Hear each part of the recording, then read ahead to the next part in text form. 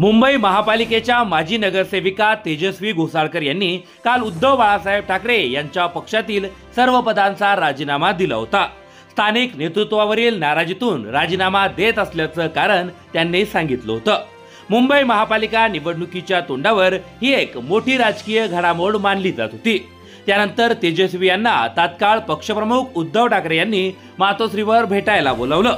या भेटीत तेजस्वी घोसाळकर यांची नाराजी दूर झाल्याचं दिसून आलं, कारण त्यांनी मी सदैव उद्धव ठाकरे यांच्या सोबतच असल्याचं त्यांनी माध्यमांशी बोलताना सांगितलं। त्या नेमक्या काय म्हणाल्या बघूया।